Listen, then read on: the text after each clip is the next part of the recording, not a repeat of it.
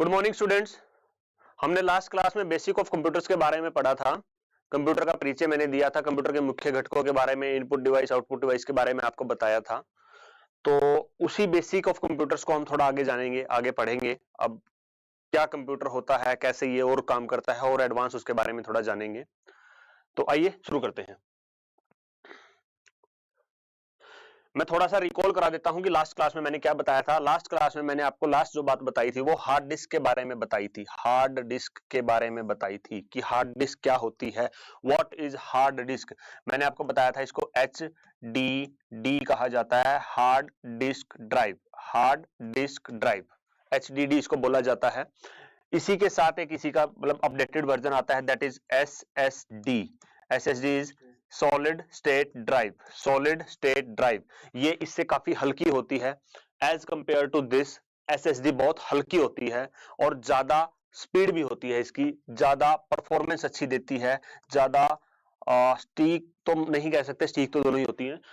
मतलब इसमें क्या होता है कि ये इसके मुकाबले खराब जल्दी नहीं होती। इसको अगर मैं गिरा दूंगा ये खराब हो जाएगी, इसको गिराऊंगा ये खराब नहीं होती, चांसेस बहुत कम होते हैं। ऐसा नहीं है बिल्कुल नहीं होती, पर chances as compare to this बहुत कम होते हैं। ये मैं आपको पहले ऑलरेडी बता चुका हूं, सिर्फ रिकॉल करा रहा था। उसके मतलब मैं बताता हूं, ये हार्ड डिस्क होती है, ये साइज में अप्रोक्सीमेटली इतनी बड़ी होती है, इतनी बड़ी होती है, और वेट भी इसमें होता है अप्रोक्सीमेटली 500 ग्राम 600 ग्राम वेट हो सकता है इसका। पर जो SSD होती है, SSD का जो वेट होता है वो बहुत कम होता है, अप्रोक्सीमेटली 100 ग्राम, हद मार के 120 130 ग्राम, और इस साइज की वो होती है। ये SSD नहीं है, ये फ्लॉपी है। ये SSD नहीं है, ये फ्लॉपी है, लेकिन इसी के साइज की वो होती है, बहुत छोटी सी लगती है। आप उसको हैंडी या पॉकेट में भी रख सकते हैं, उसको पॉकेट हार्ड डिस्क भी कहते हैं। ठीक है, ये हमने पढ़ा था। अब मैं नेक्स्ट शुरू करता हूं। हार्ड डिस्क, पहले मैं आपको हार्ड डिस्क के बारे में बताऊंगा कि हार्ड डिस्क होती क्या है। इसकी जो स्पीड होती है वेरी फास्ट होती है। स्पीड इनकी जो होती है वेरी फास्ट होती है, बहुत फास्ट होती है। ठीक है, the speed of hard disk is often quite as average access time. जो इसकी जो स्पीड होती है ना वो एवरेज होती है। मैं दोबारा बताता हूं, देखो मैं अपनी बात काट रहा हूं। मैंने कहा स्पीड बहुत फास्ट होती है। इससे पहले ना कुछ हार्ड डिस्क लोअर वर्जन में आती थी, उनकी स्पीड और जो आजकल हार्ड डिस्क आते हैं उनकी स्पीड में बहुत फर्क होता है। इसके बाद तो हार्ड डिस्क बनानी ही बंद होगी, बनती तो है पर हार्ड डिस्क लैपटॉप्स में आनी बंद होगी, अब आती है SSD। तो इसकी जो स्पीड होती थी ना एज कंपेयर टू SSD, वो स्लो होती थी, एवरेज स्पीड होती थी, ठीक ठाक स्पीड होती थी, ज्यादा अच्छी स्पीड नहीं होती थी। मेजर्स इन मिली सेकेंड्स, ये मिली सेकेंड्स में इसको मापा जाता है। The smaller this number the faster the disk. Basically इसको मिली सेकेंड्स में नापा जाता है हार्ड डिस्क की स्पीड को। इसकी कैपेसिटी कितनी होती है, साइज क्या होता है इसका साइज क्या होता है। साइज बेसिकली 40 से 80 GB, 1 गीगाबाइट इक्विवेलेंट 140। मैं आपको मेमोरी बताता हूं एक बार, मेमोरी समझो क्या होती है। MEMORY memory. मेमोरी में सबसे छोटी यूनिट होती है बाइट, बिट। मुझसे ना कोई ये नहीं पूछेगा सिर्फ बाइट छोटी है कि बिट छोटी है, क्यों, बच्चों को पता ही नहीं ना इस बारे में। ठीक है, उसके बाद MB, सॉरी KB, उसके बाद MB, फिर GB, फिर TB, उसके बाद बहुत सारी PB ZB फलाना ढिकड़ा बहुत कुछ आ जाता है, हम TB तक ही यूज करते हैं। सिंपल सा तरीका बताता हूं, 8 बिट, उसके बाद 1024, 1024, 1024, 1024। एक TB में कितने जीबी होते हैं, 1024 GB। एक जीबी में कितने MB होते हैं, 1024।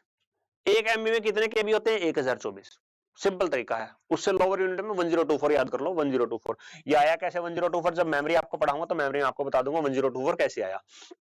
तो जो इसका जो साइज होता है हार्ड डिस्क का, वो 40, 80, 256, 128 भी होता था पहले, 128, 256, 512, 1 TB, 2 TB, 3 TB, 4 TB, 5 TB, कुछ भी हो सकता है। ये साइज होते हैं इसके, कैपेसिटी इसकी इतनी होती है। उसके बाद कॉस्ट क्या होता है, hard disk cost are failing rapidly. Falling मतलब गिर रही हैं। पहले मैं आपको बताता हूं, अप्रोक्सीमेटली 100 MB, 100 MB, मैं GB नहीं MB की बात कर रहा हूं, 100 MB की pen drive chip hard disk की कॉस्ट अप्रोक्सीमेटली 8000 होती थी। आपको याद हो, दो जीबी की पेन ड्राइव आती थी। G5 के फोन आए थे पहले, 2 GB की चिप लगती थी उनमें, 4 GB की चिप लगती थी। वो चिप ही हमें पता लगता था कि भाई 800 रुपए की है, 900 रुपए की है, 1000 रुपए की है। वो तो उससे पहले की भी मैं बात कर रहा हूँ, जब 100 MB 8000 की आती थी। मैंने 80,000 लिख दिया गलती से, 8000 की आती थी, 8000 की आती थी। ठीक है, तो अब डे बाय डे जैसे ही टेक्नोलॉजी इंक्रीज हो रही है, टेक्नोलॉजी बढ़ रही है, डे बाय डे चीजें अपडेट हो रही हैं, जैसे ही अपडेशन होती है तो हार्ड डिस्क की कॉस्ट फॉलिंग, गिर रही है रैपिडली, मतलब बहुत तेजी से। Normally represent the cheapest way of storing data. Basically अगर डाटा स्टोर करने का कोई चीपेस्ट वे यानी कि कोई सस्ता तरीका है तो वो हार्ड डिस्क है। क्या मैं अपनी बात सबको समझा पाया? मैं दोबारा रिपीट कर देता हूँ थोड़ा सा स्पीड में। सबसे पहले तो ये स्पीड जो होती है, इसकी एवरेज स्पीड होती है, वेरी फास्ट नहीं होती है as compare to previous, very fast होती है, लेकिन एज ऑन डेट अगर मैं बात करूं एसएसडी के कंपैरिजन में एवरेज स्पीड होती है। कैपेसिटी में आपको बता चुका, 40, 80, 128, 256, 512, 1 TB, 2 TB, 3 TB, 4 TB ये होती है। उसके बाद कॉस्ट इसकी जो होती है वो बहुत तेजी से गिर रही है। अगर मैं इन शॉर्ट कहूं तो डाटा को स्टोर करने का सबसे सस्ता तरीका यही है, हार्ड डिस्क। उसके बाद आती हैं floppy disk. Floppy disk, floppy disk क्या होती हैं? देखो मैंने अभी आपको एक फोटो दिखाई थी सबसे पहले, जहां हार्ड डिस्क और उसके नीचे फ्लॉपी डिस्क बनी हुई थी, जिसको मैं कह रहा था कि एसएसडी भी कुछ ऐसी होती है। तो फ्लॉपी डिस्क आजकल यूज नहीं होती है, लेकिन हमें पढ़ना पड़ेगा इस बारे में, क्योंकि दैट इज कभी ये कंप्यूटर का पार्ट हुआ करती थी। तो फ्लॉपी डिस्क की जो स्पीड होती है वो बहुत स्लो होती है, बहुत स्लो स्पीड होती है। मैं अगर फ्लॉपी डिस्क कंप्यूटर में लगाता हूं, आजकल ना लैपटॉप में आपने देखा होगा फ्लॉपी डिस्क लगाने का पोर्ट भी नहीं आता, लेकिन जो पुराने Pentium P1, P2, P3, P4 PCs होते थे, उनमें हार्ड डिस्क लगाने का अलग से स्लॉट आता था। सॉरी मैं गलत बोल रहा हूँ, हार्ड डिस्क नहीं, फ्लॉपी डिस्क लगाने का अलग से स्लॉट आता था और फ्लॉपी लगाई जाती थी। जो फ्लॉपी लगाई जाती थी उसमें जब मैं डाटा मूव करता था, वो बेसिकली क्या होता था, मैंने कोई प्रेजेंटेशन तैयार की। मैं बताता हूं, मैं किसी एमएनसी में जॉब करता हूं, मैंने कोई प्रेजेंटेशन तैयार की, मैंने अपने डाटा बनाया, जो मेरी प्रेजेंटेशन है वो बनाई। जब मुझे वो क्लाइंट प्रेमिसेस पे जाके प्रोजेक्टर के थ्रू कहीं दिखानी होती थी, तो मैं क्या करता था, अपने लैपटॉप को साथ ना ले जाके, अपने पीसी को साथ ना, लैपटॉप तो आ जाए, ये मोबाइल लैपटॉप बोलते हैं जिनको, तो अपने पीसी में लगा के, पीसी में लगाने के बावजूद मुझे क्लाइंट प्रेमिसेस पे जाके उस प्रेजेंटेशन को दिखाना पड़ता था। तो उसमें जो डाटा होता था वो फ्लॉपी में मैं सेव करके लेके जाता था। उस टाइम पेन ड्राइव नहीं होती थी, पेन ड्राइव कब आई है, रिमूवेबल डिस्क कब आई है। तो इसकी जो स्पीड होती थी ना, जब मैं उस फाइल को कॉपी करता था, तो सपोज 100 KB की फाइल है, तो वो 100 KB की फाइल भी 1-2-3 मिनट लग देती थी उसको कॉपी करने में। तो उसकी जो डाटा ट्रांसमिशन की स्पीड थी वो बहुत स्लो होती थी, डाटा बहुत जल्दी ट्रांसफर ना होकर आराम से ट्रांसफर होता था। जो इसकी कैपेसिटी होती थी वो जीबी में नहीं एमबी में होती है, 1.44 MB। इतनी बड़ी कैपेसिटी नहीं होती, ये जीबी में हो भी नहीं सकती, बहुत मतलब छोटी मोटी फाइलों को मूव करने के लिए बेसिकली यूज होती थी। और कॉस्ट जो इनकी होती थी बहुत चीप, यानी कि बहुत सस्ती होती थी, बहुत सस्ती हुआ करती थी, बहुत सस्ती हुआ करती थी। ये हमारी फ्लॉपी डिस्क हुआ करती थी। अब इसके बाद आता है CD ROM. CD ROM, CD की फुल फॉर्म सबको पता होगी, compact disc. CD, compact disc, compact disc. ROM क्या होता है सर जी? रोम जब मैं आपको मेमोरी पढ़ाऊंगा, मेमोरी का टॉपिक आएगा, read only memory, read only memory. Basically ना सीडी भी कई तरह की आती थी, मैं आपको वैसे बता दूं, हमें तो वैसे पता होता था कि सीडी है और डीवीडी है, दो ही बातें पता होती थी, पर सीडी भी कई तरह की आती थी। मैं आपको वैसे थोड़ा सा ब्रीफ कर दूं, ये एक सीडी है, इस सीडी में मेरे एक साथी बैठे हैं मिस्टर प्रवेश, इन्होंने कहा कि सर मेरे को कोई फिल्म डाल के दे दो, एनिमल फिल्म आ रही, फिल्म डाल के दे दो जी। मैंने इसमें एनिमल फिल्म डाल के इसको दे दी। अब 10 दिन बाद एनिमल तो देख ली इसने, सलार रिलीज होगी प्रभास की, ये तो वो तो बाड़ा भाई सलार देखेगा जो कि मन है, तो ये बोला सलार देखनी मन तो कोई बात नहीं भाई, ले आया भाई सीडी। अब इस सीडी में ध्यान से सुनना, इस सीडी में एनिमल को डिलीट करके सलार को डालना, उसको बोलते हैं रीराइटेबल सीडी। अक्सर सीडीज जो होती हैं दो तरह की होती हैं, मैं एक बता रहा हूं, एक होती हैं ओनली रीड, सिर्फ वन टाइम आप डाटा डाल सकते हो इसमें, सिर्फ वन टाइम डाटा डलेगा, उसके बाद आप डिलीट करो नहीं करो वो बात की बात है, पर उसके बाद आप उसमें डाटा नहीं डाल सकते, वो सिर्फ वन टाइम एक बार सीडी बन जाती है, वो बन गई, दैट्स इट। उसके बाद आती थी रीराइटेबल सीडी। रीराइटेबल यानी कि उसको सीडी को आप दोबारा राइट कर सकते हो, रीराइटेबल, अपने नाम से ही पता लग रहा है, उस सीडी में आप मल्टीपल टाइम्स डाटा डाल सकते हो। एनिमल डिलीट करो, सलार डाल दो, सलार डिलीट करो, डोंकी डाल दो, डोंकी डिलीट करो, फलाना डाल दो, जो भी कोई नई मूवी आती है तो ऐसे मूव होती थी, तो ये सीडी होती थी। अब CD compact disc, read only memory. ठीक है जी। क्या अब इसकी स्पीड की बात करते हैं, जब हम डाटा मूव करते हैं तो much slower then hard disk. मैं आपको भी बताता हूं, मैंने कहा कि हार्ड डिस्क की स्पीड एवरेज होती है, हार्ड डिस्क की स्पीड एवरेज होती है, लेकिन फ्लॉपी डिस्क की स्पीड स्लो होती है। अब मैंने कहा much slower then hard disk, यानी कि हार्ड डिस्क के मुकाबले स्लो होती है, पर फ्लॉपी डिस्क से ज्यादा होती है। क्या मैं अपनी बात समझा पाया सबको? उसके बाद the original CD-ROM specification is given a value of 1x speed, 1x speed, and later faster CD-ROMs are quite as a multiple of this value। Basically क्या होता है कि जो हम स्पीड नापते हैं ना, कोई भी डाटा ट्रांसमिशन की जो स्पीड नापी जाती है वो 1x 2x 3x 4x ऐसे नापी जाती है। तो जो CD-ROM की जो स्पीड होती है डाटा मूव करने की, CD में जो डाटा डालने की या CD से डाटा ट्रांसमिट करने की, वो 1x के इक्विवेलेंट होती है। अब इसकी कैपेसिटी क्या होती है? अभी मैंने आपको वो बताई थी, फ्लॉपी डिस्क की कैपेसिटी 1.44 MB, हार्ड डिस्क की बताई थी, हार्ड डिस्क की कैपेसिटी बताई थी, जीबी में होती है 1 TB 2 TB 3 TB 4 TB 5 TB 6 TB 10 TB तक हो सकती है, कोई बड़ी बात नहीं। लेकिन इनकी भी तो कोई लिमिट होती होगी CD-ROMs की। CD-ROMs की लिमिट होती है अराउंड 650 MB, 650 MB। लेकिन ऐसा नहीं है कि 1024 MB की नहीं हो सकती। मैंने यहां एक लाइन लिखी हुई है, ध्यान से देखो, अराउंड 650 MB एंड मोर, यानी कि 650 MB और उससे ज्यादा। ऐसा नहीं है कि नहीं हो सकती। ठीक है। अब उसके बाद देखते हैं DVD writer, sorry DVD driver, DVD drive, sorry DVD drives. DVD क्या होती है सर जी?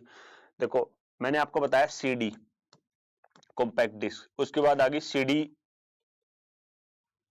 रीराइटेबल, कि मैं इसमें डाटा 2 बार डाल सकता हूं, रीराइटेबल, रीराइट कर सकता हूं डाटा को। ठीक है, रीराइट कर सकता हूं डाटा को। उसके बाद आ गई डीवीडी। इसमें क्या फर्क है सर जी सीडी और डीवीडी में? मैं फर्क बताता हूं। मैंने इसकी आपको स्पीड बताई 1x तक होती है, 1x तक स्पीड होती है इसकी। इसका साइज होता है अप्रोक्सीमेटली 650 MB मिनिमम, उससे ज्यादा भी हो सकता है, 1024 MB तक, 2048 MB तक, तो यानी कि 2 GB तक हो सकता है, ऐसी बात नहीं है। अब जो इसकी स्पीड होती है किसकी? डीवीडी की। डीवीडी की मच फास्टर देन CD-ROM, यानी कि CD से और ज्यादा फास्टर। दोबारा अपनी बात मैं रिपीट करता हूं। सबसे पहले मैंने हार्ड डिस्क बताया, उसकी स्पीड एवरेज होती है। उसके बाद फ्लॉपी डिस्क बताया, फ्लॉपी डिस्क की स्पीड बहुत स्लो होती है। उसके बाद मैंने CD-ROM बताया, CD-ROM की स्पीड हार्ड डिस्क से कम होती है, लेकिन फ्लॉपी से ज्यादा होती है। समझ है? यहां तक समझ आया? उसके बाद जो डीवीडी होती है, डीवीडी की स्पीड सीडी से ज्यादा होती है पर हार्ड डिस्क से कम होती है। मैं दोबारा रिपीट करता हूं, हो सकता है मैं ज्यादा तेज बोल गया। डीवीडी की स्पीड, डीवीडी की जो डाटा ट्रांसमिशन की स्पीड होती है, वो डाटा ट्रांसमिशन की जो स्पीड होती है वो हार्ड डिस्क से तो कम होती है पर सीडी से ज्यादा होती है। ऑफ कोर्स फ्लॉपी से तो ज्यादा ही होगी। ठीक है। Drives but not as faster as hard disk. मैं अपनी बात दोबारा बोलता हूं, much faster than CD-ROM, CD-ROM से कई गुना फास्टर होती है, पर हार्ड डिस्क से स्लो होती है या उससे ज्यादा फास्ट नहीं होती। इसकी कैपेसिटी 17 GB तक हो सकती है। जैसे मैंने आपको बताया, इसकी स्पीड 1x होती है। उसके बाद cost slightly higher than CD-ROM, ये CD-ROM से थोड़ी ज्यादा कॉस्टली होती है। इसकी स्पीड 2x और 3x तक हो सकती है। इसकी स्पीड 2x और 3x तक हो सकती है डाटा ट्रांसमिशन की। उसके बाद memory, how processor stores user immediate data. Immediate data क्या होता है सर जी? इमीडिएट डेटा क्या होता है? इमीडिएट डेटा मैं बताता हूं। पहले हम मेमोरी को थोड़ा सा डिफाइन कर लेते हैं। What is memory? What is memory? क्या होती है मेमोरी? मेमोरी मतलब यादें, कॉलेज वाली यादें नहीं, और भी बहुत यादें होती हैं। ठीक है। मेमोरी मतलब यादें। मैंने कोई भी काम किया, मैं अपनी ये क्लास बना रहा हूं, मैं आप लोगों को क्लास देने के लिए मैंने इस मेमोरी, इस क्लास को मैं कहीं तो स्टोर करूंगा ना। ये कहां जाके स्टोर होती है? किसी मेमोरी में, किसी कंप्यूटर की मेमोरी में, हार्ड डिस्क में, पेन ड्राइव में। तो जहां जाके ये जो सारा वाक्य हो रहा है, जो मैं आपको ये पढ़ा रहा हूं, बता रहा हूं, ये कहीं ना कहीं जाके स्टोर होगा। ये यादें जो स्टोर हो रही है, ये स्टोर हो रही है कहीं ना कहीं, तो ये मेमोरी में स्टोर होती है। ठीक है। अब मेमोरी सर जी कितने प्रकार की होती है? मेमोरी होती है 2 प्रकार की। मेमोरी होती है दो प्रकार की, RAM। आजकल राम जी का नाम बहुत चल रहा है, राम आएंगे प्रभु राम आएंगे, तो राम जी आ गए। उसके बाद रोम, अब राम आए हैं तो रोम रोम में बसेंगे भी, तो राम भी आए और रोम भी आ गया। ठीक है जी। अब इनका नाम क्या है,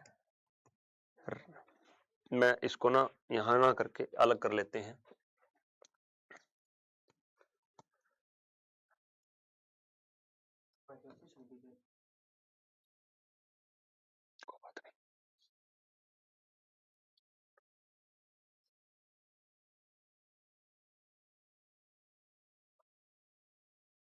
random access memory, RAM is random access memory. उसके बाद रोम,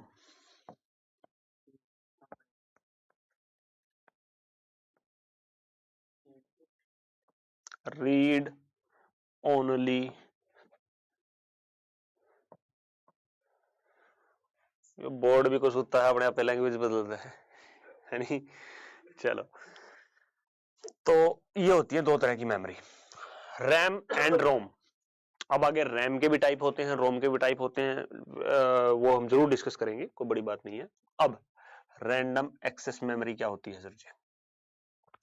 the main working memory use by the computer. Basically ये वो मेमोरी होती है जो कंप्यूटर के द्वारा यूज की जाती है, मेन मेमोरी यही होती है। अब रैम भी दो तरह की होती है, DRAM, SRAM। ठीक है जी। ये सर जी दो तरह की कैसे होती है, DRAM,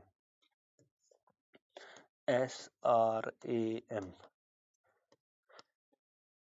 DRAM का मतलब होता है dynamic random access memory, SRAM का मतलब होता है स्टैटिक रैंडम एक्सेस मेमोरी।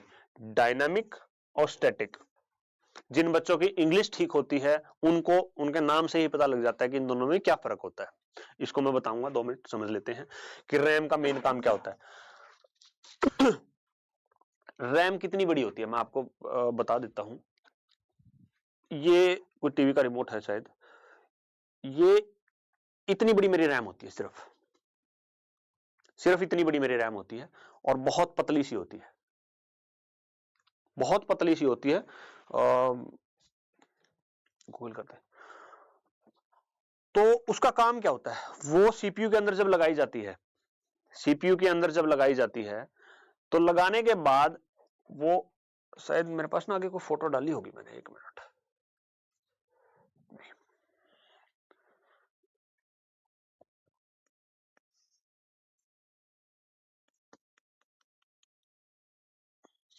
यहाँ कहीं इसमें कट बना होता है, ये ऐसी होती है बिल्कुल।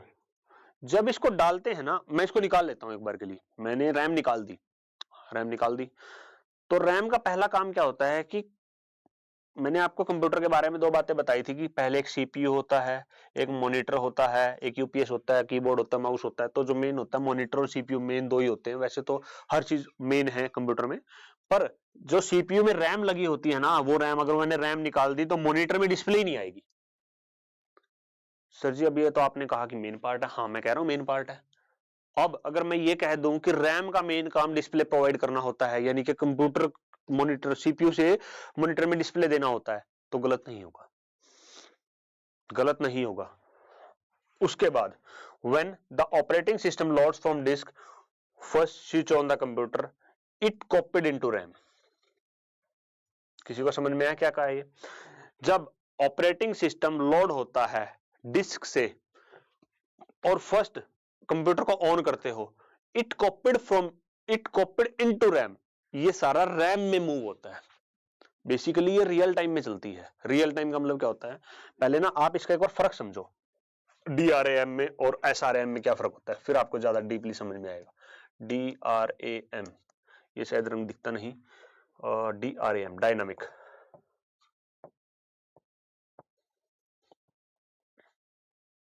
डायनामिक को बात डायनामिक। मैंने ऑपरेटिंग सिस्टम ऑन किया, ऑपरेटिंग सिस्टम क्या होता है सर जी, विंडोज ऑन की। ऑपरेटिंग सिस्टम जब आगे पढ़ूंगा तो आगे बताऊंगा। मैंने विंडोज ऑन की, विंडोज ऑन करने के बावजूद सारा का सारा ऑपरेटिंग सिस्टम कॉपी होता है रैम में। नोट सारा, लेकिन जो रिक्वायर्ड फाइल्स होती हैं जिनके लिए डाटा रन होता है, जो डाटा कॉपी होता है, डाटा मूव होता है, सब वो सब होता है रैम में। तो रैम में जब वो चलता है तो रैम में चलने के बाद एक होती है डायनामिक मेमोरी। डायनामिक मेमोरी में मैं अपना काम कर रहा हूं, काम करते करते और मैंने यूपीएस नहीं लगाया। यूपीएस क्या होता है? Unit power supply. Uninterrupted power supply से मुझे बताता है कि सपोज कोई शॉर्ट सर्किट हो गया और उसका इफेक्ट मेरे लैपटॉप कंप्यूटर तक ना आए, तो इसलिए यूपीएस लगाया जाता है। प्लस लाइट चली जाए तो बैकअप के लिए होता है कि अब मैं अपना काम सेव कर पाऊं। मैंने यूपीएस नहीं लगाया हुआ पीसी पे, लैपटॉप में तो होता ही नहीं, तो पीसी पे नहीं लगाया हुआ। लगाने के बाद मैं काम कर रहा, लाइट चली गई, मेरा पीसी बंद हो गया और 2 मिनट बाद लाइट आ गई। जब 2 मिनट के बाद लाइट आती है तो क्या होगा? अगर मैं DRAM, DDR या DRAM यूज कर रहा हूं तो मेरा जो डाटा था वो लॉस हो जाएगा, जो डाटा था वो लॉस हो जाएगा। बेसिकली ये डाटा पावर ऑफ होने के बाद रिटेन नहीं कर पाती, that is called dynamic memory, dynamic RAM. ये पावर सप्लाई बंद होने के बावजूद अपने अंदर का डाटा खो देती है। ये स्पष्ट भाषा में है। डायनामिक रैम पावर, अगर इंटरप्टेड पावर सप्लाई होता है तो अपने अंदर का डाटा लूज कर देती है, अपने अंदर का डाटा खो देती है। ये होती है डायनेमिक। अब आती है सर जी SRAM। SRAM क्या होती है? Static random access memory. SRAM static random access memory. पीछे हरियाणा पुलिस का पेपर हुआ था, उसमें क्वेश्चन आया हुआ था SRAM की मुख्य विशेषता क्या है, ये क्वेश्चन था। ऑप्शंस भी थे, मैं बता दूंगा अभी। Static static random access memory, static random access memory, dynamic random access memory. अब सेम सिचुएशन, मैं काम कर रहा हूं, स्टैटिक मेमोरी में मेरा डाटा है। जब स्टैटिक मेमोरी में पावर लॉस होती है, पावर लॉस के बाद जब 2 मिनट 3 मिनट 5 मिनट बाद जब लाइट आती है, तो लाइट आने के बावजूद मेरा डाटा लॉस नहीं होता। स्टैटिक मेमोरी ऑटोमेटिक रिटेन कर लेती है डाटा को, मैं डाटा लूज नहीं करता। बेसिकली अगर पावर चली जाती है, लाइट चली जाती है, तो भी मैं डाटा नहीं खोता, that is called static memory. Static memory में मेरा डाटा नहीं खोता। तो अब मुझे क्वेश्चन बताने की जरूरत नहीं, हरियाणा पुलिस में क्या आया था, इसकी क्या विशेषता है कि पावर, इंटरप्टेड पावर सप्लाई के बाद भी डाटा लॉस नहीं होता। ये इसका आंसर है।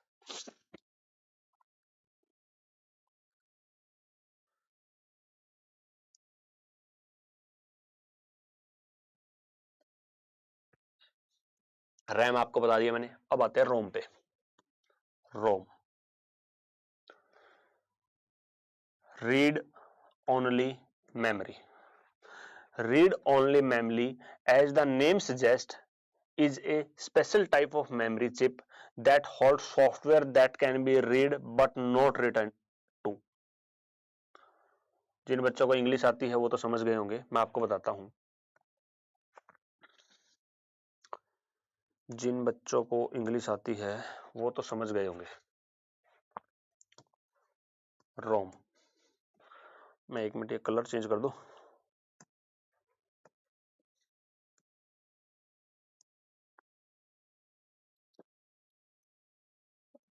रोम, ऑपरेटिंग सिस्टम, OPERATING।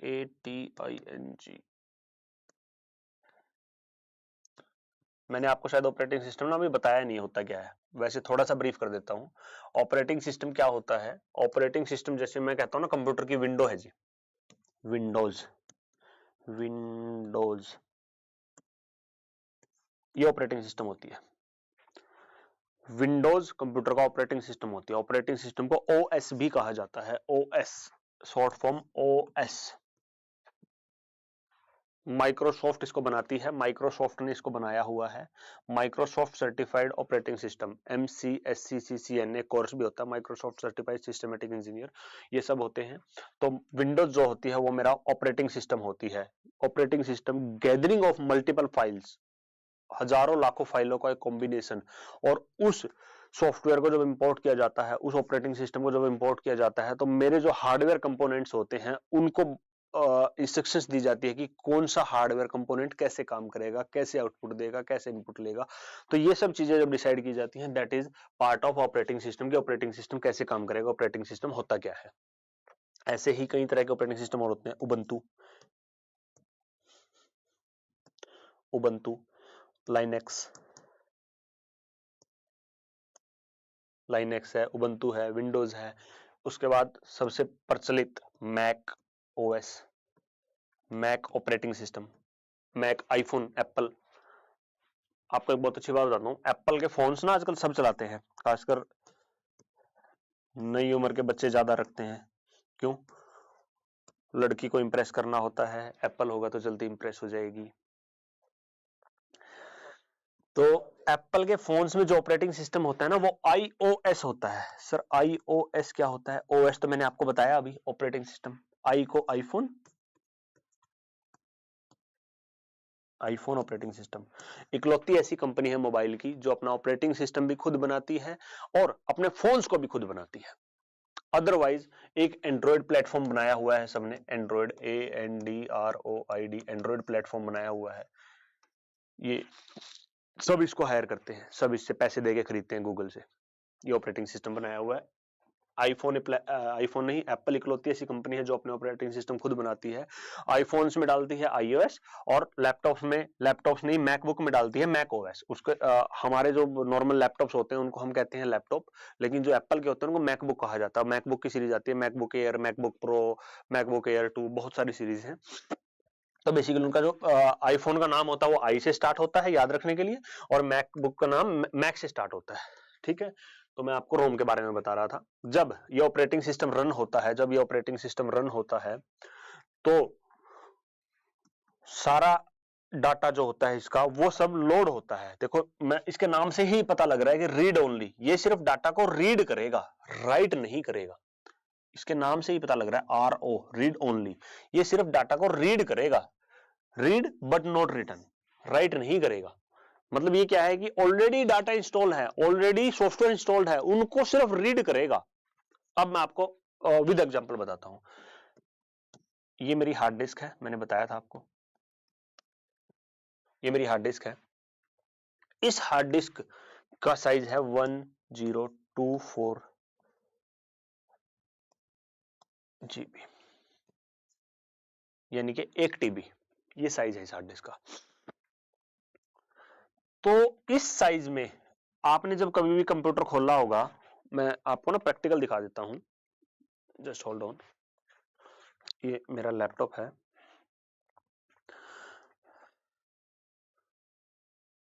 ये मेरा कंप्यूटर है, शायद आप लोगों को दिख रहा होगा।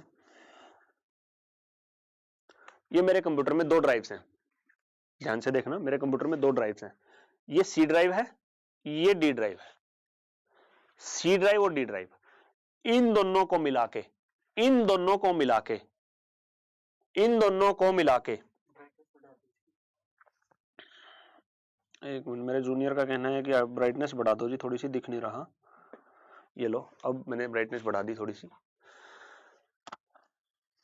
इन दोनों को मिला के कंप्लीट हार्ड डिस्क बन जाती है। आप यहां देखेंगे साइज लिखा हुआ है 175 GB प्लस 299 GB, 175 प्लस 299, ये मेरी टोटल हार्ड डिस्क का साइज है।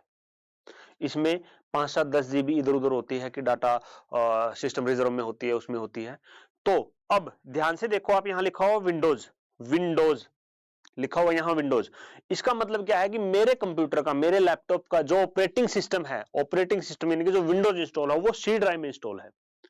D ड्राइव डाटा, यानी कि मैं अपना डाटा, अपनी क्लास, अपने फोटोज, अपनी वीडियोज, ये सब मैं इसमें सेव कर सकता हूं। मैं आपको शायद अपनी बात नहीं समझा पाया, और थोड़ा प्रैक्टिकल बताता हूं।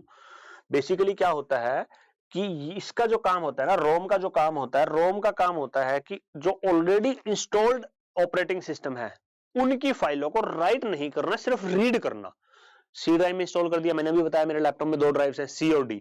C ड्राइव में मैंने इंस्टॉल कर दिया, उस C ड्राइव को जो ऑलरेडी ऑपरेटिंग सिस्टम इंस्टॉल है, उसको रीड करके सारा काम करना, इनपुट करना, प्रोसेसिंग करना, आउटपुट करना, ये रोम का काम होता है। ठीक है जी। उसके बाद एक good example is the ROM BIOS chip which contains read only software. एक ना और रोम बायोस चिप आती है, बायोस चिप, बायोस होता है कंप्यूटर का पार्ट होता है बायोस, बूटेबल डिवाइस होता है ये एक तरह से। तो ये उसका सबसे अच्छा एग्जांपल है, रोम बायोस चिप नाम है ये, मैं मतलब इसको एक्सप्लेन नहीं कर सकता कि नाम है। तो often network card and video card also contains ROM chip. आप लोगों ने देखा हो कि नेटवर्क कार्ड होते हैं, नेटवर्किंग के लिए जो यूज किए जाते हैं, नेटवर्क कार्ड होते हैं और वीडियो कार्ड होते हैं। जैसे मैं अभी आप लोगों को लाइव क्लास दे रहा हूं, तो लाइव क्लास के लिए वीडियो कार्ड, कैप्चर कार्ड, कई तरह के कार्ड यूज किए जाते हैं। ये तो वो सब भी रोम चिप कंटेन करते हैं। उनके अंदर भी एक चिप लगी होती है जो थोड़ा बहुत डाटा, कुछ डाटा स्टोर कर सकते हैं अपने अंदर। तो वो भी पार्ट होती है इन सब चीजों का। मेरे ख्याल से रोम आप लोगों को समझ में आ गई होगी। मैं अगर किसी को कोई डाउट है, कोई दुविधा है, तो मुझे बता सकता है। मैं थोड़ा सा ब्रीफ कर देता हूं रोम के बारे में, वैसे ही मतलब रूटीन में ब्रीफ कर देता हूं जो मैंने बताया। रोम एक तरह की हार्ड डिस्क होती है, उसमें रीड ओनली डाटा होता है, डाटा राइट नहीं किया जा सकता। मतलब अगर इन टोटलिटी में ये कहूं कि रोम हार्ड डिस्क का दूसरा नाम है तो गलत नहीं होगा।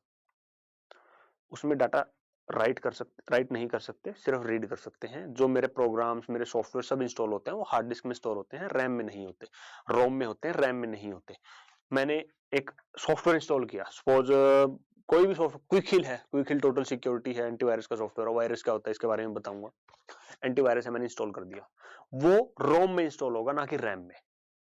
जो मैं काम करता हूं, एक बात बताता हूं, मैंने यहां से ये चीज सिलेक्ट कर ली, ये सारा सिलेक्ट कर लिया अपने कंप्यूटर में। सिलेक्ट करने के बाद कंट्रोल सी दबाया। Control C is the command to copy the data. Control C, ये शॉर्टकट्स होते हैं कीबोर्ड के, मैं आपको बताऊंगा। या इस पे राइट क्लिक करके, राइट क्लिक करने के बाद मैंने इसको कॉपी कर लिया। तो कॉपी करने के बावजूद जब तक मैं इसको कहीं और जाके पेस्ट नहीं करूंगा, ये मेरी रैम में कॉपी रहता है डाटा, हार्ड डिस्क में नहीं रहता। बेसिकली वन टाइम, कुछ देर के लिए रखना है ना मैंने इसको, तो रैम में। ठीक है,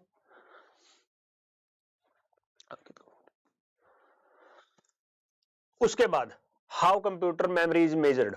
कंप्यूटर की जो मेमोरी है उसको कैसे नापा जाता है, कैसे अंकन किया जाता है। बिट सबसे छोटी यूनिट होती है, बिट। अभी मैंने आपको बताया था, एक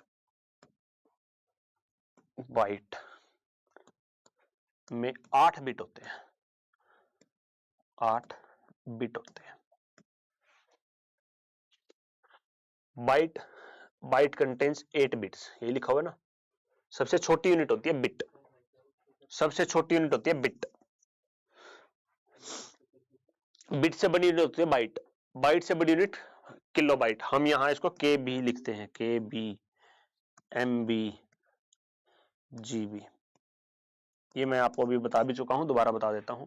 एक बाइट में 8 बिट होते हैं और एक के बी में 1024 बिट होते हैं।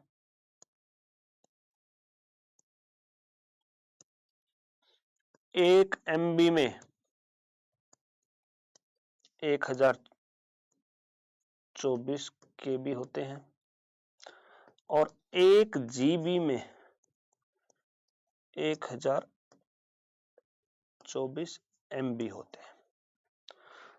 सब में 1024 ही होते हैं, बस उसकी लोअर यूनिट याद रखनी है कि सबसे छोटा क्या होता है। सबसे छोटा सर जी बिट होता है, फिर बाइट होता है, फिर केबी, फिर एमबी, फिर जीबी।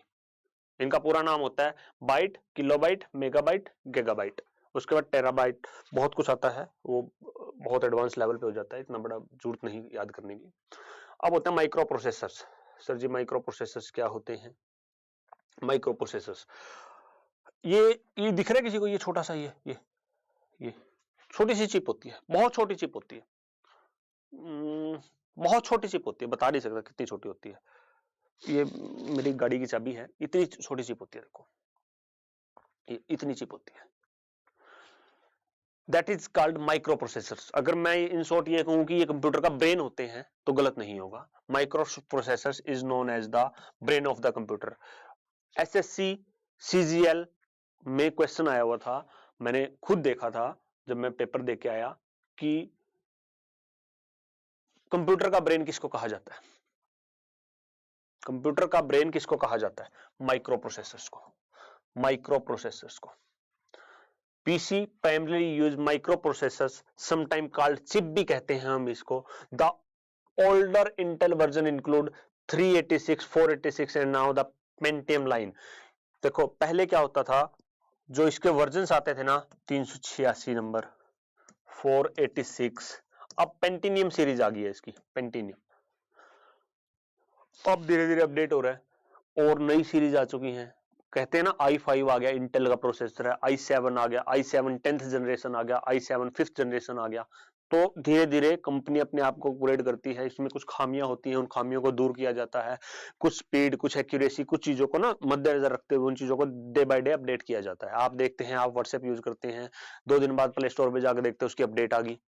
हम ना फटते ही अपडेट तो कर लेते हैं, हम देखते नहीं सर जी क्या हुआ, भाई क्यों आई अपडेट, उसके नीचे ना वो जानकारी लिखी होती है कि क्यों अपडेट कर रहे हैं। उसमें लिखा होता है कि हमने एक बग फिक्स किया, आप पहले ग्रुप चैट में ये नहीं कर सकते थे, अब आप ग्रुप चैट में सिग्नल्स भी देख सकते हैं। ग्रुप चैट में अब आपको किसी को रिकॉर्डिंग भेजनी है, एक बार सुने का फीचर जोड़ा गया। एक बार सुने मतलब कि आप उसमें रिकॉर्डिंग करते हुए डाल सकते हैं कि एक ही बार सुन पाए, अगला उसके बाद ऑटोमेटिक डिलीट हो जाए। तो डे बाय डे चीजों को इनहांस किया जाता है, अपग्रेड किया जाता है।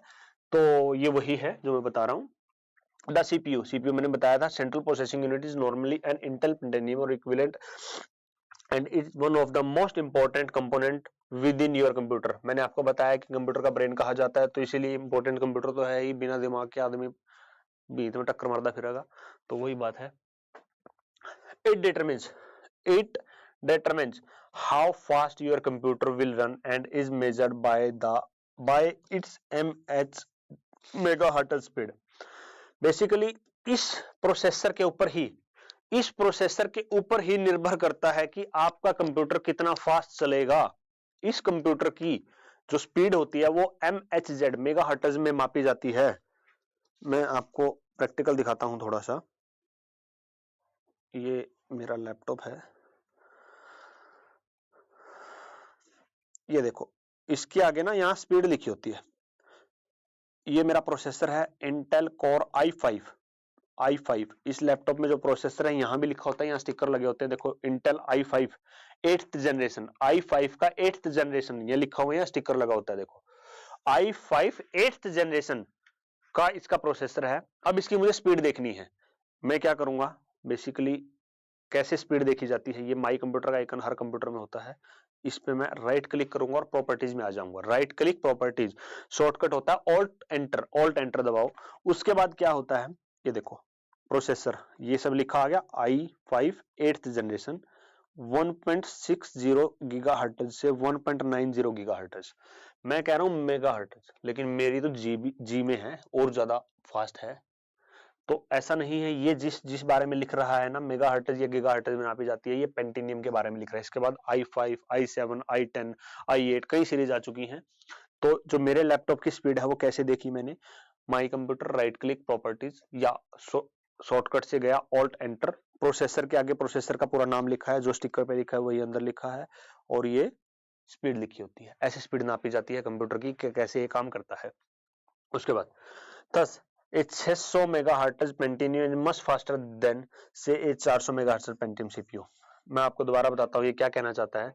अगर वहां मेरी स्पीड 400 होती, 400 MHz मेगाहर्ट्ज होती, और किसी और लैपटॉप की 600 मेगाहर्ट्ज होती, MHz होती, तो विच वन इज फास्टर, इनमें से कौन ज्यादा तेज होगा?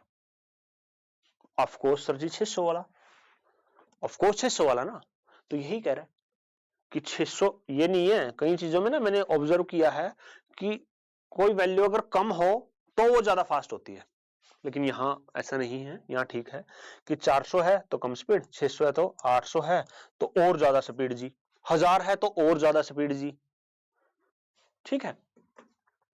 It is the CPU that performs all the calculations with in the computer. Basically जब मैंने आपको कहा कि ये कंप्यूटर का ब्रेन होता है और ब्रेन के बगैर तो इंसान तकलीफ में आता है, तो ये जो कंप्यूटर को मैं जो भी कमांड दूंगा, मैंने एक बार कंप्यूटर को कमांड दी व्हाट इज 2 + 2 2 + 2 4, 2 + 2 की तरह 2 + 2 4 हो गया। कैसे पता लगा मुझे 4 आएगा? How would I know, how can I say that कि 2 + 2 इज 4? ये बात मुझे कैसे पता चली? ये काम इस प्रोसेसर का होता है, ये प्रोसेसर सीपीयू के अंदर लगा होता है, सीपीयू के अंदर लगा होने के बावजूद ये कैलकुलेशंस को परफॉर्म करता है। मैंने इन टोटलिटी सबसे पहली लाइन यही कही थी कि कंप्यूटर, माइक्रो प्रोसेसर कंप्यूटर का दिमाग होते हैं। Microprocessor are the brains of the computer. They generally used to perform all the calculations within the computer. They are used to perform all the calculations in the computer. Is that clear?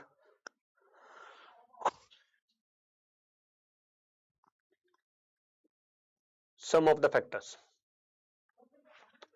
that impact on a computer's performance. देखो अब computer के performance पे कौन से ऐसे factors हैं जो प्रभाव डालते हैं? कंप्यूटर की जो परफॉर्मेंस होती है उस पे क्या क्या चीजें प्रभाव डालती हैं? सीपीयू की स्पीड,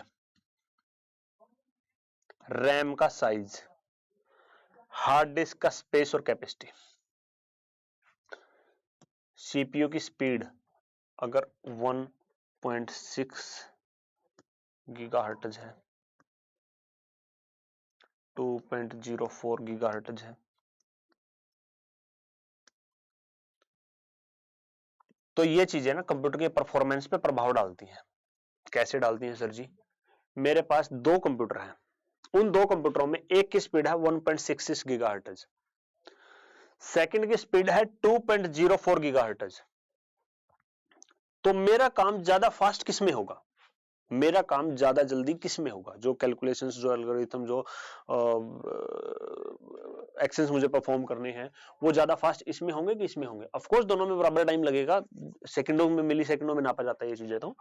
तो इसमें मेरा इसके मुकाबले कम टाइम लगेगा, इसमें मेरा कम टाइम लगेगा, सॉरी इसमें मेरा ज्यादा टाइम लगेगा, इसमें मेरा कम टाइम लगेगा, क्योंकि इसकी स्पीड ज्यादा अच्छी है। उसके बाद रैम साइज। रैम साइज कैसे देखा जाता है मैं आपको बता दूं। अभी मैंने आपको वो बताया था कि कंप्यूटर की स्पीड कैसे देखते हैं। कंप्यूटर की जब हम स्पीड देखते हैं तो उसी के नीचे रैम का साइज लिखा होता है। देखो installed RAM, installed RAM 8 GB, 8 GB मेरे लैपटॉप की रैम है, 8 GB रैम। अभी बताया मैंने क्या होती है, रैंडम एक्सेस मेमोरी। रैम क्या होती है? रैम, RAM, रैम, जो कंप्यूटर को चलाती है। कंप्यूटर का सारा ऑपरेटिंग सिस्टम इसी में कॉपी होकर इसी में रन होता है। जितनी ज्यादा रैम होगी उतनी ज्यादा स्पीड होगी। 8 GB, इसकी साइज मान लो 4 GB कर दो, स्पीड, कंप्यूटर की स्पीड और कम हो जाएगी। 16 GB कर दो और ज्यादा बढ़ जाएगी। ठीक है। Hard disc, hard disk speed and capacity. Hard disk speed से भी कंप्यूटर परफॉर्मेंस पे फर्क पड़ता है। हार्ड डिस्क स्पीड से कैसे पड़ता है सर जी? बताता हूं।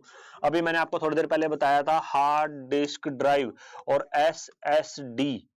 SSD। हार्ड डिस्क ड्राइव की स्पीड इसके मुकाबले कम होती है, SSD की स्पीड ज्यादा होती है। SSD में ऑपरेटिंग सिस्टम डाला हुआ वो जल्दी लोड होगा, जल्दी रिस्पॉन्ड करेगा, जल्दी एल्गोरिथम परफॉर्म करेगा, जल्दी एक्शंस को समझेगा, आउटपुट देगा।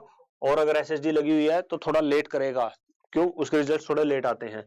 अब मैंने HDD भी और SSD भी दोनों बता दी, लेकिन एक बात आ गई कि मैंने ये ना लगा के अपने लैपटॉप में ये लगा दी, SSD लगा दी। SSD लगाने के बावजूद क्या हुआ, मेरी SSD का साइज था 1024 GB, 1024 GB, 1024 GB मेरी SSD का साइज था। लेकिन क्या हुआ, मैं तो डाटा वीडियो इतनी बना दिया कि भाई साहब 900 GB तो भरे गई, बची कितनी? 124 GB खाली, सॉरी 124 GB खाली, 124 GB बच गई ना। तो भाई सब सारी हार्ड डिस्क तो मैंने भरे दी, जो खाली रहेगी उसमें ऑपरेटिंग सिस्टम को रन होने के लिए जगह तो चाहिए। सॉरी, ऑपरेटिंग सिस्टम को रन होने के लिए स्पेस तो चाहिए ना। तो यही बात मैंने लिखी, hard disk speed and capacity. Capacity, speed SSD से, कैपेसिटी यानी कि खाली कितनी है, वो खाली भी तो होनी चाहिए, तभी तो परफॉर्मेंस देगा मुझे, तभी तो आउटपुट मिलेगा। मैं अपनी बात समझा पाया? उसके बाद ऑपरेटिंग सिस्टम सॉफ्टवेयर, जो अभी मैंने आपको बताया कि what is operating system. The operating system is a special type of program that load automatically when you start your computer. ये एक तरह का एक प्रोग्राम होता है जो ऑटोमेटिकली रन होता है जब आप अपने कंप्यूटर को स्टार्ट करते हैं। That is operating system. The operating system allows you to use the advanced features of a modern computer without having learned to all the details how the hardware works. मैंने अभी आप लोगों को बताया operating system कैसे काम करता है। ऑपरेटिंग सिस्टम कैसे काम करता है?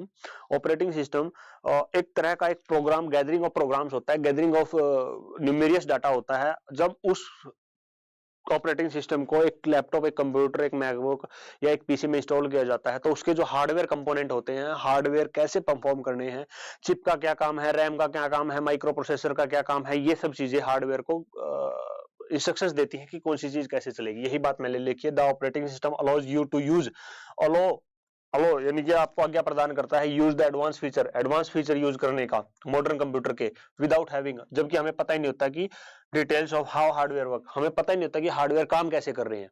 ये सब ऑपरेटिंग सिस्टम ऑटोमेटिकली मेंटेन करता है। आप ना कभी पुराने ऑपरेटिंग सिस्टम्स देखना, अब तो ना एक्सपी के बाद तो बहुत ठीक हो गया। पहले विंडोज एक्सपी आती थी, माइक्रोसॉफ्ट ने डिसकंटिन्यू कर दी, उसके बाद विंडोज 7 आई, वो भी डिसकंटिन्यू कर दी। उसके बाद विंडो 8 आई, विंडो 8 के बाद 9 नहीं आई, 10 आई, 10 के बाद 11 आई, अब शायद 12 का टेक्निकल प्रीव्यू आ चुका। टेक्निकल प्रीव्यू पहले निकाला जाता है। टेक्निकल प्रीव्यू क्या होता है सर जी? टेक्निकल प्रीव्यू का मतलब होता है कि जब माइक्रोसॉफ्ट कोई भी नई विंडो बनाती है, नई विंडो में अपग्रेड करती है, पुरानी विंडो का अपग्रेड करके नई विंडो बनाती है, तो उसका पहले टेक्निकल प्रीव्यू निकाला जाता है। उस टेक्निकल प्रीव्यू का मतलब होता है कि जो माइक्रोसॉफ्ट के सर्टिफाइड इंजीनियर हैं, एमसीएससी जो सर्टिफाइड है, MCSC Microsoft certified systematic engineer, Microsoft certified engineer, उनको ये प्रीव्यू दिया जाता है कि तुम इस विंडो को चलाओ रियल टाइम में अपने लैपटॉप में, अपने कंप्यूटर में, और हमें बताओ इसमें खामियां क्या है। वो क्या करते हैं, महीना 10 दिन 20 दिन ट्रायल पे चलाते हैं, मतलब रूटीन में यूज करते हैं। तो रूटीन में यूज करने के बावजूद जब इसमें कोई कमी होती है, कोई तकलीफ आती है, कोई दिक्कत होती है, तो वो सब बताई जाती है कि ये दिक्कत है जी, इसमें ये समस्या दूर करो, ये बग फिक्स करो, उसके बाद मार्केट में उतारना। तो कोई भी चीज ऐसे ही एप्पल भी अपने जब आईफोन ऑपरेटिंग सिस्टम को नई अपडेट देता है तो पहले उससे पहले उसका बीटा वर्जन निकालता है। बीटा वर्जन, ठीक है। ऐसे बीटा वर्जन क्या होता है, कोई भी डाउनलोड कर सकता है इसको, ये डेवलपर को नहीं देता है, सबको देता है। आप मैं जिनको ठीक ठाक ज्ञान है, जो वक्त से पहले नए ऑपरेटिंग सिस्टम को चलाना चाहते हैं, वो बीटा वर्जन डाउनलोड कर सकते हैं। तो वो इंस्टॉल करने के बावजूद उसमें ना जो धीरे धीरे कमियां होती हैं, आप देखेंगे ना, आज आपने इंस्टॉल किया, कल ही अपडेट आ गई। कैसे? जैसे ही आपको पता लगता है, आप डेवलपर टीम को मेल करते हैं कि सर इसमें ये कमी है, इसमें ये फीचर होना चाहिए, ये फीचर एक्स्ट्रा है, ये नहीं होना चाहिए। तो ये सब चीजें देख के फिर उसका फाइनल रिव्यू, फाइनल वर्जन निकाला जाता है। ठीक है जी। उसके बाद the link between the hardware and you the user. अब हार्डवेयर में एक कमांड है, सपोज प्रिंटर की कमांड देनी है, मैंने कंट्रोल पी करना है। प्रिंटर के लिए शॉर्टकट कमांड होती है कंट्रोल पी। मैंने कोई वर्ड का डॉक्यूमेंट बनाया, उसमें कंट्रोल पी किया, अब वो प्रिंटिंग जो मैंने बनाई है वो ऐसी चीज निकल के मेरे प्रिंटर पे आ जाती है। इसमें दो काम हुए क्या, एक तो प्रिंटर के सॉफ्टवेयर मेरे कंप्यूटर में इंस्टॉल होने चाहिए, दूसरा मेरे कंप्यूटर में ऑपरेटिंग सिस्टम इंस्टॉल होना चाहिए। मेरे सिस्टम में ऑपरेटिंग सिस्टम इंस्टॉल था तभी तो मैंने ऑफकोर्स कमांड दी ना। मेरे सिस्टम में ऑपरेटिंग सिस्टम इंस्टॉल था तभी मैंने कमांड दी, अदरवाइज मैं कमांड ही ना दे पाता।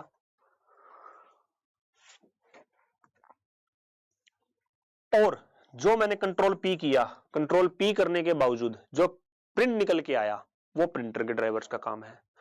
तो मेरे और स्कैनर के बीच जो लिंक होता है that is called operating system. मेरे और प्रिंटर के बीच जो लिंक होता है that is known as the operating system. Operating system के थ्रू ही मैं अपनी बात प्रिंटर तक पहुंचा पाता हूं। हालांकि उसमें अहम रोल प्रिंटर के ड्राइवर्स का भी होता है। देखो मैं आपको एक बात बताता हूं, सर आप कहोगे ऑपरेटिंग सिस्टम का काम होता है हार्डवेयर को चलाना, तो प्रिंटर के ड्राइवर की क्या जरूरत है? प्रिंटर के ड्राइवर की क्या जरूरत है, मैं आपको बताता हूं क्या जरूरत है जी। ऑपरेटिंग सिस्टम की बात करता हूं, मैंने विंडो 10 डाल दी, विंडो 10 डाल दी। विंडो 10 डालने के बावजूद, विंडो 10 डालने के बावजूद मैंने इसमें एक प्रिंटर लगा दिया, प्रिंटर लगा दिया जी। अब जो विंडो 10 के ड्राइवर्स डले, सॉरी विंडो 10 का जो ऑपरेटिंग सिस्टम इंस्टॉल हुआ, उसमें मैंने कहा कि बहुत नंबर ऑफ फाइल्स की गैदरिंग होती है। सपोज 65,000, 70,000, 1,00,000 फाइल्स होती है उसमें। उन फाइल्स का कॉम्बिनेशन ऑपरेटिंग सिस्टम कहलाता है। जब आप देखेंगे ऑपरेटिंग सिस्टम इंस्टॉल करने के बाद उसमें देखेंगे बहुत सारी फाइलें बन गई हैं कंप्यूटर में, जो आपको समझ नहीं आती, वो बेसिकली रॉ डाटा होता है विंडोज का। तो उसमें प्रिंटर की फाइल नहीं होती। ऑपरेटिंग सिस्टम कभी भी प्रिंटर को अपने अंदर इंस्टॉल नहीं करता, वो हमें अलग से डालना पड़ता है। क्यों? इसका रीजन ये है, एचपी अलग प्रिंटर बनाती है, उसके बाद कैनन अलग बनाती है, एस्पन अलग बनाती है, बहुत सारे नई नई कंपनीज आ गई अब तो मार्केट में। तो हर हार्डवेयर, हर प्रिंटर, हर स्कैनर को यूज करने के लिए अलग ड्राइवर होते हैं। माइक्रोसॉफ्ट ने जो विंडोज में ड्राइवर डाले वो इनके प्रिंटर सपोर्ट ही नहीं करते। मैंने ₹1,50,000 लगा के प्रिंटर खरीदा, प्रिंटर कम स्कैनर खरीदा, आके देखा मैंने विंडोज ने वो ड्राइवर नहीं दिए, उसमें कंपनी वैसे देना बंद कर गई, तो मेरा तो प्रिंटर ₹1.5 लाख खराब गए। तो क्या होता है, ये जो होती है ना ये माइक्रो ऑपरेटिंग सिस्टम, इसमें कुछ हार्डवेयर ऐसे होते हैं जो बाहर मार्केट से ही लिए जाते हैं और उनके ड्राइवर उन्हीं के साथ आते हैं, वो भी एक तरह का विंडोज का ही पार्ट होते हैं। वो क्या करते हैं, 70,000 फाइलें थी मेरे ऑपरेटिंग सिस्टम में, जैसे ही मैंने प्रिंटर लगाया, प्रिंटर के ड्राइवर डाले, वो 70,000 से बढ़ के 72,000 होगी, 2,000 फाइलें प्रिंटर की ऐड होगी उसमें, वो भी ऑपरेटिंग सिस्टम का पार्ट बन गई। ठीक है, तो मैंने यही बात कही, the link between the hardware and you the user. Operating system user और हार्डवेयर के बीच का लिंक होता है। Makes the computer easy to use without having understanding bit and byte. Basically क्या होता है, जो कंप्यूटर की जो कमांड्स चलती है ना, कंप्यूटर की जो कमांड चलती है, जो पुराने ऑपरेटिंग सिस्टम हुआ करते थे, मैं यही बता रहा था आपको, पहले एक्सपी होती थी, उसके बाद 7 आई, 8 आई, 10 आई, 11 आई, 12 का टेक्निकल प्रीव्यू आ गया। तो जो विंडो एक्सपी से पहले जो चलता था, पाइथन वगैरह में चलते थे, तो उसमें क्या होता था, हमें ना डेस्कटॉप से कोई फाइल अंदर लेके जानी है। अब तो हम क्या करते हैं, कंट्रोल सी, कंट्रोल एक्स, उधर जाके कंट्रोल वी कर देते हैं, कंट्रोल सी या कंट्रोल एक्स जो भी करते हैं। तो पहले क्या होता था, हमें ना कमांड प्रॉम्प्ट खोलना पड़ता था, उस कमांड प्रॉम्प्ट में प्रॉपर कमांड सोर्स कोड में लिखनी पड़ती थी, हैशटैग लगाने पड़ते थे, ब्रैकेट्स लगानी पड़ती थी। तो मतलब कंप्यूटर को ना, कंप्यूटर की ही लैंग्वेज में, बाइनरी लैंग्वेज नहीं, मतलब प्रोग्रामिंग लैंग्वेज में उसको लिख के बताना पड़ता था कि ये परफॉर्म कर दे, तो वो एक्शन परफॉर्म करता था। अब ऑपरेटिंग सिस्टम्स इतने फ्रेंडली हो गए, इतने यूजर फ्रेंडली हो गए कि हमें तो पता ही नहीं लगता। तो यही बात मैं कह रहा हूं, makes the computer easy to use, computers को इजी टू यूज बनाता है without having understanding bit and byte. हमें पता नहीं लगता कौन सी कमांड बिट में चल रही है, कौन सी बाइट में चल रही है। बेसिकली तो कंप्यूटर 0-1 की लैंग्वेज समझता है ना, 0-1 0-1 0-1 यही समझता है ना, हाँ और ना, बस। मैंने लास्ट क्लास में भी आपको बताया था, मेरे कंप्यूटर में ये सारे बटन्स होते हैं, ये मेरा कीबोर्ड है, ये मेरा कीबोर्ड है, ठीक है। इस कीबोर्ड में मैंने ये स्पेस बार दबा दिया, और मैं जब यहां कुछ टाइप कर रहा हूं,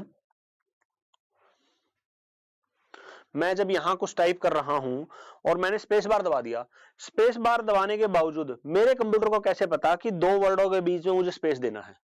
कंप्यूटर तो स्पेस को समझता नहीं, मैंने कहा तो कंप्यूटर तो 0-1 0-1 0-1 समझता है, कंप्यूटर तो 0-1 0-1 समझता है। तो ये जो स्पेस होता है, ये स्पेस मेरा जो प्रोसेसर, माइक्रो प्रोसेसर, ये सब होते हैं, ये सब कंप्यूटर को मेरे डाटा को एनालाइज करके उसको बाइनरी डिजिट में कन्वर्ट करते हैं, बाइनरी कोड में कन्वर्ट करते हैं। बाइनरी कोड में कन्वर्ट करने के बाद कंप्यूटर को कंप्यूटर की भाषा में समझाया जाता है कि सर जी इसको 0-1 0-1 या 0-1 1-1 1 0-1 1 ये सब बना दो, तो तब जाके मेरा स्पेस एंटर होता है। अब ये देखो, मैंने स्पेस दबाया और with in a second space आता है, मतलब सेकंड तो बहुत बड़ा कह दिया, मिली सेकंड के अंदर स्पेस वहां आ जाता है। तो सोचो, computer is much faster than my thoughts, कि मेरी सोच से भी बहुत तेज है कंप्यूटर। मेरे एक सर थे, मिस्टर सुभाष सर, जब मैं एमसीए कर रहा था, तो उन्होंने मुझे एक बात कही थी कि बलजीत, जो तू सोच सकता है, मुझे उनकी बात अच्छी लगी, जो तू सोच सकता है वो कंप्यूटर कर सकता है। मैंने कहा सर ऐसा क्यों? बेटा कंप्यूटर तेरी सोच से कई गुना तेज है, और ये सच्चाई है। जो आप सोच सकते हैं, वो कंप्यूटर कर सकता है, ऐसा नहीं है नहीं कर सकता। ठीक है, तो मतलब देखो, मैंने स्पेस दबाया, स्पेस दबाने के with in a milli second के भी, मतलब बहुत कम टाइम में कंप्यूटर में स्पेस आ जाता है। तो कितना परफॉर्म एक्शन हुआ, कितना फास्ट एक्शन हुआ कि मैंने स्पेस दबाया, स्पेस दबाते ही ये सपोज मैंने ए लिखा, ए लिखते ही वहां टाइप हो गया। मतलब मैं इतना फास्ट करता हूं, कई बार तो ऐसे ऐसे उंगली चलती है ना, तो देखो हम कितना, हमारी उंगलियों की स्पीड देखो और कंप्यूटर की स्पीड देखो। मतलब मैं अपनी बात समझा पा रहा हूं आपको? देखो कि मैंने ए दबाया, ए दबाते ही मेरी लैंग्वेज को उसने समझा, ए को समझा, उसको फिर बाइनरी में कन्वर्ट किया, बाइनरी में कन्वर्ट करके इंटरसेप्टर या प्रोसेसर को दिया, उसने फिर वो प्रोसेस करके आगे दिया, फिर वो जाके ए टाइप हुआ। ठीक है, अजीब सी बात एक और बताता हूं आपको। मैंने ए दबाया, ठीक है जी, ये कंप्यूटर में गया, अंदर प्रोसेसर में, इंटरसेप्टर में, सब जगह जहां भी जाना है, जहां जो प्रोसेसिंग होता है, ये सब वहां हुआ। उसके बाद इसने इसको किया बाइनरी में कन्वर्ट, इसने बाइनरी में कन्वर्ट कर दिया, ये यहाँ बाइनरी में कन्वर्ट हो गया, और यहाँ सपोज ए की वैल्यू आ गई 0, कि 0 बाइनरी में कन्वर्ट हो गया, 0 लिखते ही कंप्यूटर को समझ में आ गया कि ए लिखना है जी, उसने ए लिख दिया। अब अजीब सी बात देखो, ये यहां फिर कुछ प्रोसेसिंग होगी कहीं ना कहीं, किसी न किसी पार्ट में, यहां डिस्प्ले पे जो आएगा मुझे फिर मेरी लैंग्वेज में दिखाई देगा, यहां भी मेरी लैंग्वेज में था, यहां भी मेरी लैंग्वेज में है, अंदर पता नहीं क्या क्या चला। यहां से यहां तक आने में कंप्यूटर को बहुत कुछ करना पड़ा, और मुझे तो मिली सेकंड से भी बहुत कम समय लगता है ये लिखने में, और कंप्यूटर भी उससे भी आधे समय में लिख देता है। तो इतना फास्ट प्रोसेस, इतना लेंथी प्रोसेस और इतना फास्ट होना, तो कंप्यूटर की स्पीड देखो कितनी होती है। Is that clear?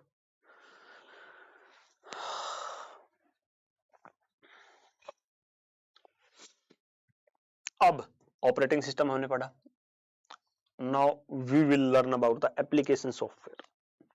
Application software, an application program is a type of program that you use once the operating system has been loaded.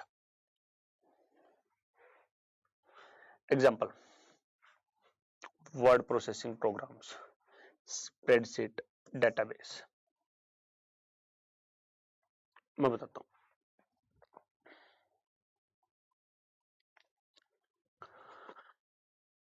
Computer में ये एक सॉफ्टवेयर आता है माइक्रोसॉफ्ट ऑफिस। बेसिकली जो आपके कॉम्पिटिटिव एग्जाम्स में जो क्वेश्चंस पूछे जाते हैं ना, वो माइक्रोसॉफ्ट ऑफिस से ही ज्यादा पूछे जाते हैं। माइक्रोसॉफ्ट ऑफिस, मैंने पहली क्लास में भी बात कही थी, मैं दोबारा ये बात कहता हूं कि मैंने ना कई बार देखा है कि बहुत सारे टीचर्स बहुत अच्छा पढ़ाते हैं। मैंने बहुत सारे टीचर्स की यूट्यूब पे वीडियोस देखी हैं जो कंप्यूटर पढ़ाते हैं, बहुत अच्छा पढ़ाते हैं, मतलब नो डाउट वो अपनी पूरी जी जान लगाते हैं पढ़ाने में, और मैं भी अपनी तरफ से बेस्ट करता हूं कि आप लोगों को ज्यादा से ज्यादा चीजें ब्रीफ में और डिटेल समझा के जा सकूं। अब मतलब हमेशा मैं अच्छी कोशिश करता हूं।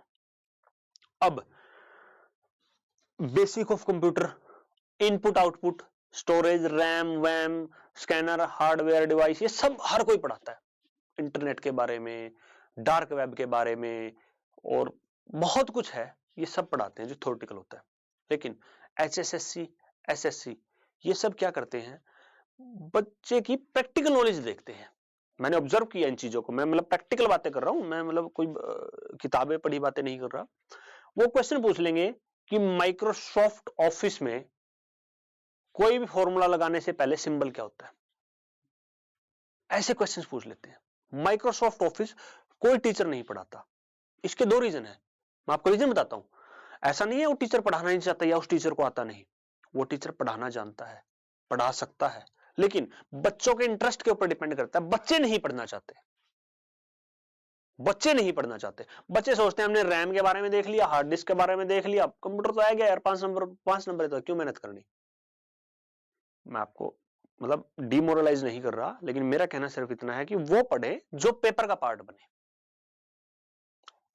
माइक्रोसॉफ्ट ऑफिस बहुत अच्छा टॉपिक है, एनसीईआरटी में मतलब बहुत ब्रीफ में दिया हुआ है। दूसरा, HSSC और SSC का फेवरेट टॉपिक है माइक्रोसॉफ्ट ऑफिस। मैंने आज तक किसी यूट्यूबर को, किसी भी टीचर को, HSSC या SSC की तैयारी कराने वाले टीचर को मैंने माइक्रोसॉफ्ट ऑफिस पढ़ाते नहीं देखा।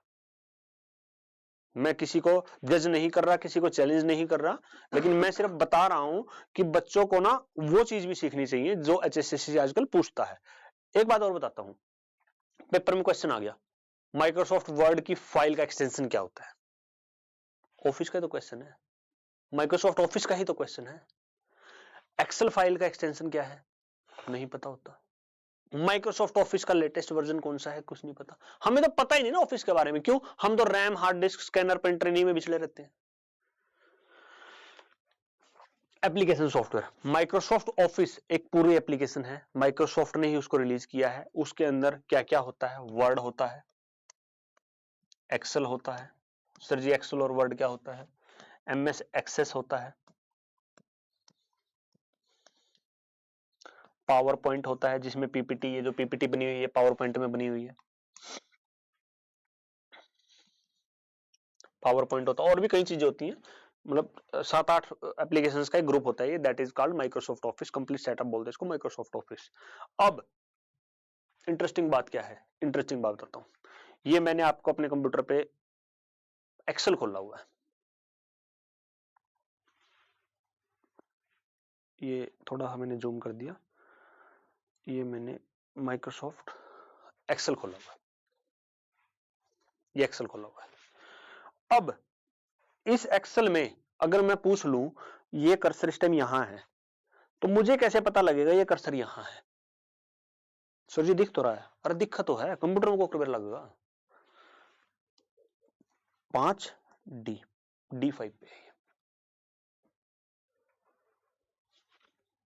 अब बहुत अच्छा क्वेश्चन आता है, इसको बोलते हैं रो कॉलम, ये होती है रो, ये देखो ये होते हैं कॉलम। माइक्रोसॉफ्ट एक्सेल की स्प्रेडशीट में कितने रो होते हैं और कितनी कॉलम होती है? याद रखने की जरूरत नहीं, माइक्रोसॉफ्ट में आओ, कंट्रोल नीचे वाला बटन दबा दो, 1 0 4 8 5 7 6 इतनी रो होती है जी। कॉलम देख लेते हैं, कंट्रोल इधर वाला दबा दो, XFD। सर जी ये क्या हो गया, कैसे आया XFD? ABCDEFGHIJKLM है क्या, उसके बाद AA ऐसे ऐसे चढ़ते चढ़ते ये सारे देखो, ए के आगे 26 आएंगे, ए के आगे 26, फिर अगले चेंज होंगे, फिर बाद वाले, ऐसे सारे चेंज होते होते 3 डिजिट में भी XFD। इंटरेस्टिंग बात बताता हूं, यहां तीनों जेड भी तो ला सकता था, XFD पे क्यों रोक दिया? कोई रीजन भी तो होगा इस बात का। यहां तीनों जेड कर देता यार, 2,500-3,000 कॉलम में तो बनाने थे, कोई रीजन तो होगा इस बात का। ये बातें मैं आपको नहीं बता रहा, मैं अगली क्लास में बताऊंगा ये बात आपको, लेकिन आप मुझे ये बात बताएंगे, मेरी इस वीडियो के कमेंट में मुझे ये बात बताएंगे कि XFD पे क्यों रोका गया इसको, इस बात का रीजन है, मैं जस्टिफाई करूंगा इस रीजन को। मैंने आपको कॉलम बता दिए, रो मुझे आप बताएंगे कितनी होती है।